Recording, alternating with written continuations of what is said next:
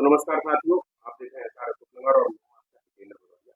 आज एक खास शख्स आप मेरे साथ स्क्रीन शेयर पर देख रहे थे और ये अशोकनगर जिले में यादव समाज के जितने भी लोग हैं उनके जगह है जो राजस्थान से आए हैं। इनका क्या काम होता है और किस तरह की चीजें करते हैं ये जानने में आपका बहुत स्वागत है। आप हमारे साथ जुड़े। तो कहाँ से पढ़ा रहे हैं, थोड़ा सा अपने बारे में बता दीजिए, क्या कुछ नाम जी, मेरा नाम देवेंद्र सिंह है और मेरे पिताजी का नाम करण सिंह जी है। और हम लोग मूलतः राजस्थान के रहने वाले हैं। राजस्थान में टोंक जिला है। गांव हमारा दाखिया है, पुश्तैनी गांव दाखिया है। अब हम लोग हमारा रेजिडेंस टोंक में ही है, बसे हुए टोंक में ही है। और मेरे परिवार के 35 से 40 45 जो भी घर हैं वो सब यदुवंश की पोथियों का कार्य करते हैं। ये आप साथ में रखे हैं थोड़ा सा, हम्म, ये पोथी होती है हाँ हाँ हाँ, ये हमारे पास पोथी होती है। और इसको हम हम, अगर अपनी भाषा में कहें तो आप यादवों की जगह हाँ हाँ हाँ, है ना। ये इसको क्या है कि कागजों का पुलंदा होने की वजह से पोथी कहते हैं। बाकी इसको कुल ग्रंथ कहते हैं, ये कुल ग्रंथ है।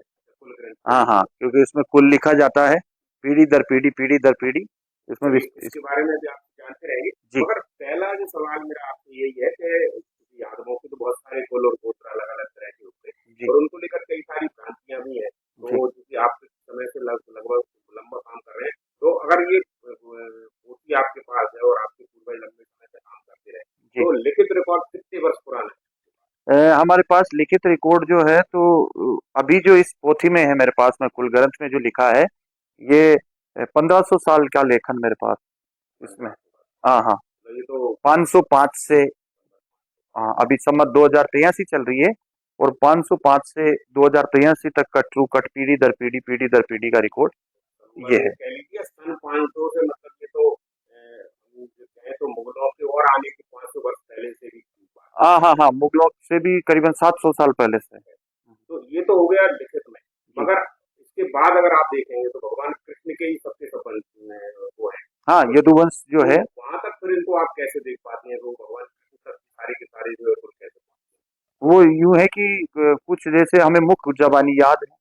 और ये जो मेरे पास ग्रंथ है, इसके अलावा एक पुराना ग्रंथ और है, और बाकी का रिकॉर्ड बीच में उसका तो जरूरत पड़ती है तो हम उसको भी लेकर के आते हैं। तो आप जो बता रहे हैं, तो आपके जितने भी लोग पूरे परिवार के लोग काम करते हैं, जी, वो कितने गोत्रों पर काम कर रहे हम 64 यदुवंश की 64 गोत्रों का विस्तार है हमारे पास में।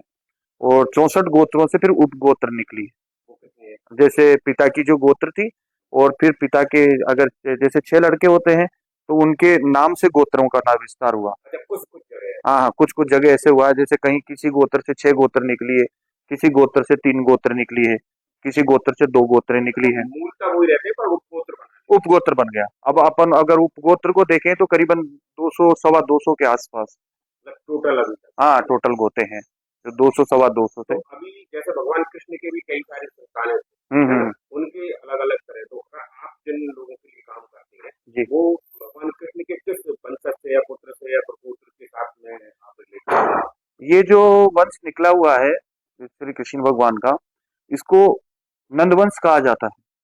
तो नंदवंश तो यूं है कि कृष्ण नंद जी के यहाँ पर बाबा नंद के घर पे ही उनका बचपना गुजरा था, वहीं वो जवान हुए थे।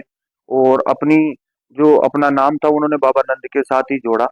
तो नंदवंश का विस्तार कृष्ण कृष्ण भगवान, अब कृष्ण का भगवान का विस्तार देखते हैं तो देवमिंड के लड़के थे वसुदेव जी। वसुदेव जी के श्री कृष्ण भगवान थे। कृष्ण भगवान के लड़के प्रद्युमन थे। प्रद्युमन जी के लड़के अनिरुद्ध भगवान थे। अनिरुद्ध भगवान के बैजनाथ से, उस वंश से ये लोग तो विस्तार। वहां से फिर ये सभी आपके 64 जो गोत्र आप बता रहे हैं वो सब है। जी जी जी। तो ये जो आए, जैसे अशोकनगर की आप बात करें जिले नगर की, तो यहाँ के जो यादव हैं बड़ी संख्या में, अशोकनगर बहुलता के रूप में, हम्म। अगर अशोकनगर की तुरंत बात से आप चले जाए तो नगर से लगा लीजिए, दस चंदेरी का पूरा सुतराई मोहाली बड़ा बेल्ट हाँ, है, एक बड़ा क्षेत्र है बड़ा ये। क्षेत्र है। तो आप ही के परिवार के लोग इनकी पूरी जनपत्तियां बनाते हैं, जगह का काम हाँ हाँ, ये जो जो 64 गोत्र में जो यादव हैं, अभी सवा 200 गोत्रों के, इन्हों में तो हमारा वंश ही है। कितने लोग, कितने गोत्र होंगे अशोकनगर जिले में? अशोक नगर में तो यू मान देखिए कि अब अपन कोई निश्चित नहीं कह सकते। अच्छा, आप पर्टिकुलर कौन कौन से गोत्र हो, आपको याद है कौन कौन से, हाँ हाँ हाँ हाँ, कितने गोत्रों पे आपको नाम पर्टिकुलर में मेरे पास 9 गोत्र हैं। कौन कौन से? बाकी क्या है, हमारे पिताजी के दादा बड़े ताऊ के अच्छा, जो वो बट गए बंटवारा थे। हुआ, तो फिर कुछ गोत्र 8 से 9 गोत्र उनके चली गई। और मुख्यतः मेरे पास 9 गोत्र है। कौन मेरे पास में करेले गोत्र है, डामर है, रोहनिया गोत्र है, और बगद है, सेरा है, महिला है, मोहनिया गोत्र है, अगरिया गोत्र है, और सुनैया गोत्र। ये यादवों की गोत्र है जिनकी आप पोती बनाते हैं ना। जी जी। अच्छा, इनमें से भी हम देखते हैं कि गाने रहते थे और रहते थे कुछ स्पेशल गांव या उसकी जगह के नाम से जानते थे, हम्म बाद में भले माइग्रेट हुए। हम्म। तो इनके कौन कौन से कुछ गांव याद है जिनमें ये सब नॉइज गोत्र आपके हाँ हाँ, कोई काफी जना जैसे अशोकनगर जिले में ही अपने करेले हैं, करेले गोत्र है, मुख्यतः पिपरई क्षेत्र इनका। पिपरई इन्होंने क्या है कि पूर्व में पिपरई पे राज किया था, अपना क्षेत्र जमाया था, और पिपरई से ही फिर इनका विस्तार जमा है। जैसे पिपरई से निकले हुए जो गांव हैं, वो खेरा बान है, राती खेरा है, जलालपुर है, थिगली है, चिरवास है, खोरावरी है, तो ये फिर अलग अलग गाँव में इनका अच्छा, विस्तार। ऐसे ही 9 गोत्रों के पहले एक एक ठिकाने बने होंगे पर उनने वो अपना विस्तार किया हाँ हाँ हाँ हाँ। ऐसे। जैसे रोनिया गोत्र है, तो रोनिया गोत्र मथुरा से इधर राजा एमपी में जब उन्होंने प्रवेश किया, तो उन्होंने अपना मुकाम पीलीघटा पे डाला। तो आज पीलीघटा से उनकी शुरुआत होती है, फिर पीलीघटाओं से 6 भाइयों का वंश निकला, पीलीघटा से 6 का वंश निकलता है। तो एक का वंश अटारी का खेदरा चला जाता है, एक कुमरिया ही जाकर के बैठता है, एक रामपुरा चला जाते हैं, एक मोहरी चले जाते हैं, एक भैया का वंश हतैया खेड़ा चला जाता है, एक भैया का वंश पडरिया चला जाता है। इस प्रकार से 6 भैयाओं अच्छा, का वंश। आपको नॉइज जो बनते हैं उनके सारे लोगों के ऐसी कंटेस्ट याद है जैसे अभी बता रहे हाँ हाँ, कुछ याद है, कुछ पोथी का सहारा लेना पड़ता है। अब इस हैं। जो अच्छा, पोथी का आप जो बता रहे हैं जैसे आप बता दीजिए इस पोथी में लिखते क्या क्या है, क्या क्या मेंशन किया है। इसमें इसमें ये लिखते हैं कि एक तो कहाँ से आए और कहाँ आकर के इन्होंने अपना निवास स्थान बना लिया। एक चीज तो मुख्य ये है कि जैसे कोई गांव है, अपने अपने यहाँ जहाँ बैठे हैं, अपना अशोक नगर है, कोई अशोक नगर से निकल करके और मुंगावली चला जाता है। अब वो मुंगावली कौन गया, उसने वह मुकाम किस कौन सन सम्मत में बनाया, और उनका नाम क्या था, तो एक तो वो मुकाम लिखा जाता है। या कहीं जाकर के कोई जमीन खरीद करके नया चक बसा लेता है, वो लिखा जाता है, एक तो वो लिखा जाता है।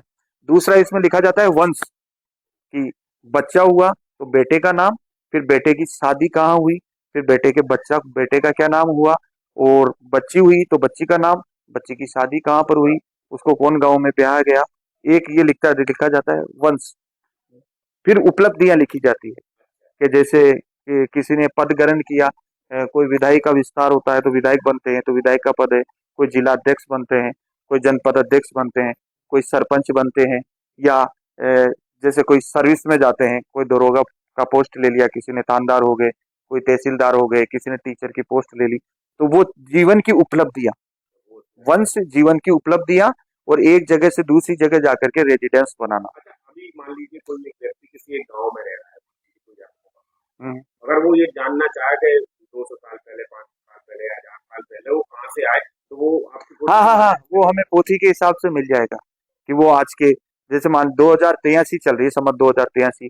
अब वो ये पूछे कि मुगलों का काल आया था, 1400 का दशक था, उस समय हम मैं कहाँ उस रहते पर थे। भी बात करूंगा, एक्चुअली बहुत बड़ा प्रश्न है बड़ा। हाँ, हम्म, ये कंटिन्यू करें। उस समय हम कहाँ थे, तो वो हमारे पास है, हम बताएंगे इस समय तुम यहाँ पर रह रहे तो थे या अभी यहीं पे अगर थे। मैं अशोकनगर की बात करूँ जो यादव हमारे यहाँ हैं, वो मूलतः कहाँ से आए, मूलतः मथुरा से निकले। सब मतलब। हाँ, मथुरा से पहले इनका जो पूर्व में, मथुरा से पहले पूर्व में बताते हैं, तो ये प्रयाग पे, इनकी शुरुआत प्रयाग से हुई थी। फिर कृष्ण के समय में ये मतलब। हाँ हाँ, राजा ययाति के समय से 5 पुत्रों का जो विस्तार होता है, उसमें यदुराई होते हैं।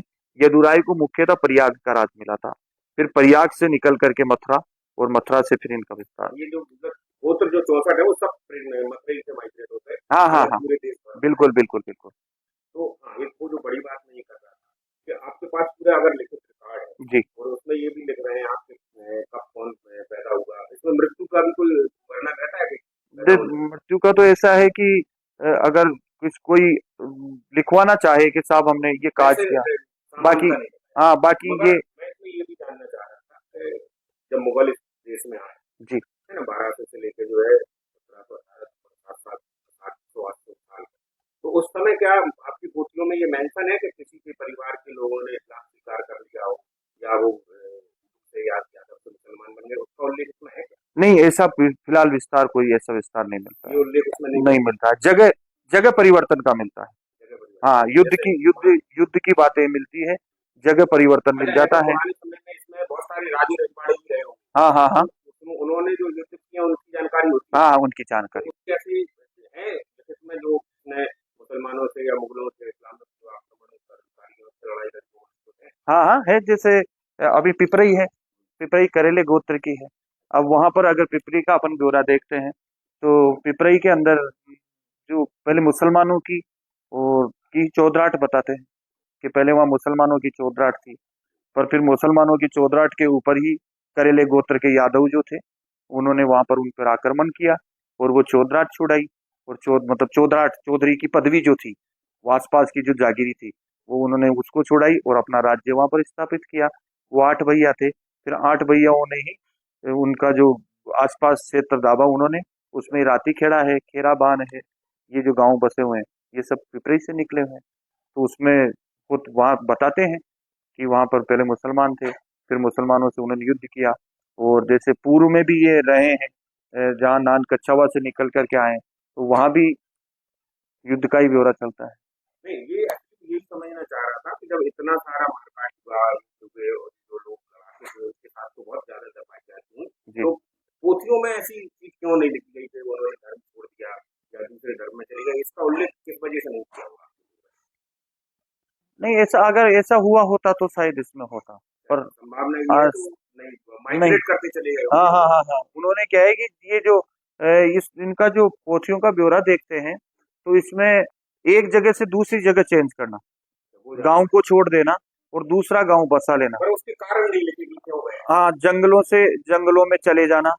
और उसका जो अगर अपन जो संसमत मिलाते हैं तो वही समसमत मिलती है जिस समय यहाँ पर आक्रमणकर्ता बाहर से आए हाँ, थे। वो मतलब घटना स्पेशल नहीं है पर परिस्थितियां लिखती हैं। हाँ हाँ हाँ हाँ, उस समय जो आक्रमणकर्ता जो बाहर से आ गए थे यहाँ, जो अदर कंट्री से आए थे यहाँ पर, और उन्होंने आकर के यहाँ की जो आम जनता के ऊपर अत्याचार किए, उन्हीं संसमतों में गांवों के ज्यादातर चेंज मिले।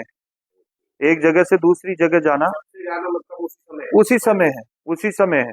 आज अगर हम देखेंगे तो आज की जितना गांवों का बदलाव 1300 से लेकर के और 1700 1750 के बीच में मिलता है, उतना 1800 के बाद का नहीं है। ये क्लियर है कि ये जो युद्ध का मतलब उस समय का जो है क्रांति जो हाँ हाँ, पहले जो लोगों को मारकाट चली थी उसी समय का जो उसी समय का है। अब उस समय पे एक जगह से दूसरी जगह जब ये लोग आकर के बसे तो इनके पीछे सब बड़ा रीजन यही था कि उन्होंने इन्होंने पराधीनता स्वीकार नहीं की। अच्छा एक चीज और बताइए, आपका ये जो काम है आप बता रहे हैं पीढ़ियों से हो रहा है, तो आप अगर अपने आप को देखते हैं आपके बुजुर्गों ने बताया तो ये काम आपने क्या कृषि के समय से ही शुरू किया था क्या उससे पहले से ही ये काम अलग से चल रहा अब यूं देख लीजिए कि अब ये कार्य तो क्या है कि अपने सृष्टि की रचना के साथ ही चला था। जो वंशावल का जो वंश का जो कुल है, ये तो कुल ग्रंथ तो सृष्टि की रचना के साथ ही चला था। क्योंकि अपन पूर्व में जब देखते हैं सृष्टि उत्पत्ति में तो अपन को मागध ऋषि, बड़वासन ऋषि, इन्हों का जो नाम मिलता है, ये लोग वंश लेखन का कार्य ही करते थे। जिस है? उन्हीं ऋषियों की संतान है। हाँ हाँ हाँ हाँ हाँ, शायद उन्हीं ऋषियों से निकला हुआ ये ग्रंथ है और उन्हीं के बनाए हुए हैं। क्योंकि पूर्व में इस चीज की जानकारी थी। जैसे ब्रह्मा को हम मानते हैं कि ब्रह्मा ने 4 वर्ण बनाए थे, क्षत्रिय ब्राह्मण वैश्य और शूद्र। तो उनको फिर 4 दिशाओं में चलने की जो हाँ जो आज्ञा दी और जो 4 दिशाओं में उनको अलग अलग रखने का कार्य हुआ, वो इन्हीं का माध्यम था। अच्छा एक चीज और बताइए, बड़ी अच्छी बात ये है, जी एक बड़ा भ्रम यादवों को लेकर रहता है, लोग ये लोग भक्तियों में या एक कृष्ण के रूप में ये बोलते हैं कि भगवान कृष्ण के समय तो पूरा जो है उनका वंश खत्म ही हो गया था, तो अभी जो यादव है वो कौन से यादव बिल्कुल बिल्कुल है ना, बिल्कुल।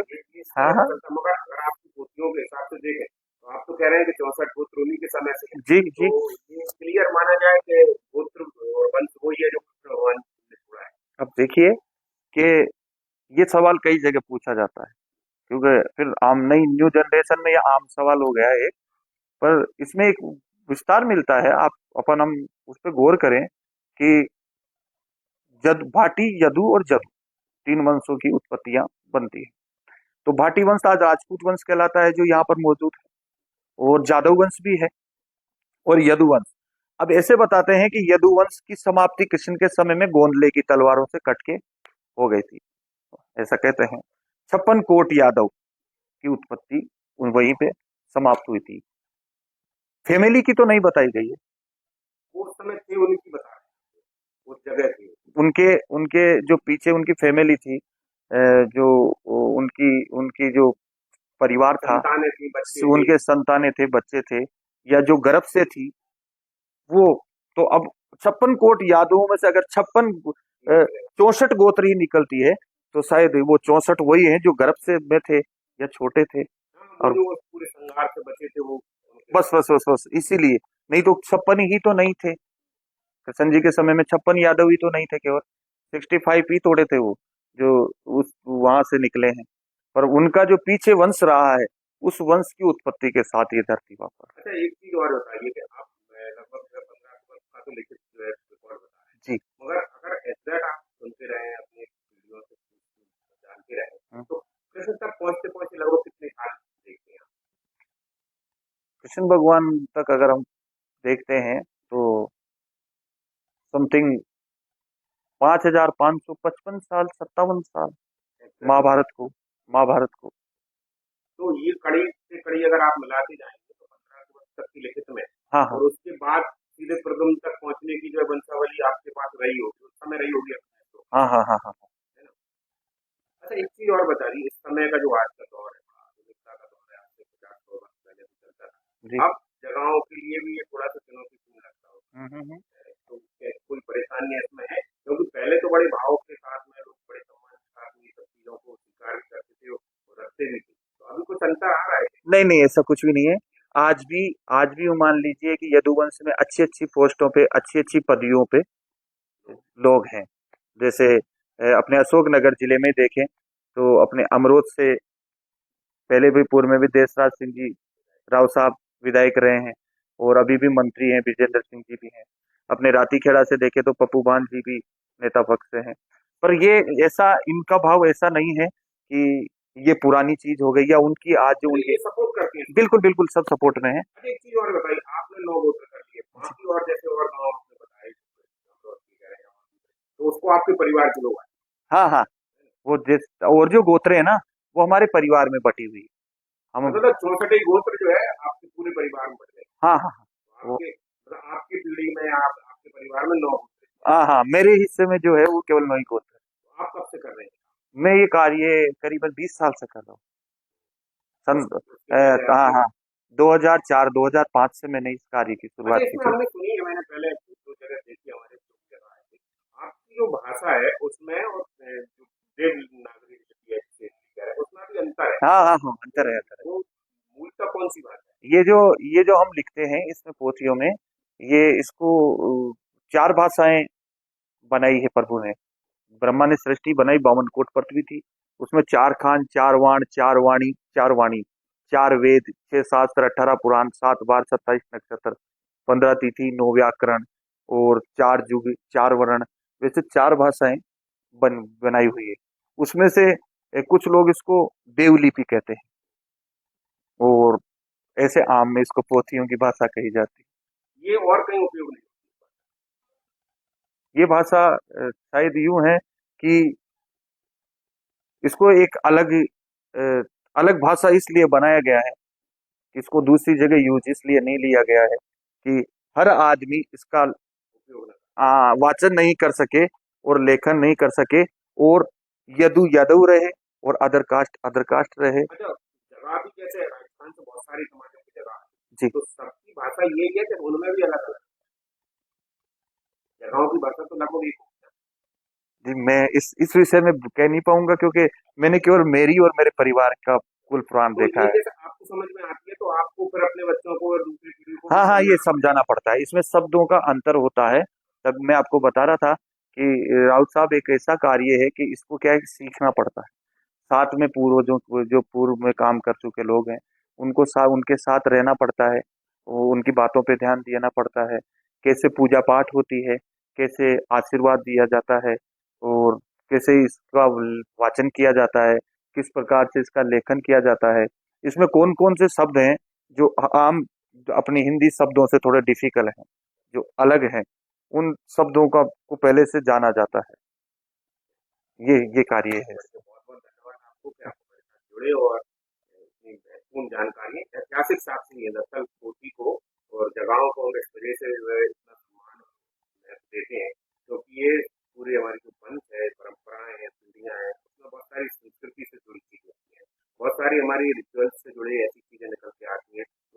दौड़ में या तो कमजोर हो गई या नहीं दिखती, मगर मूर्तियों के माध्यम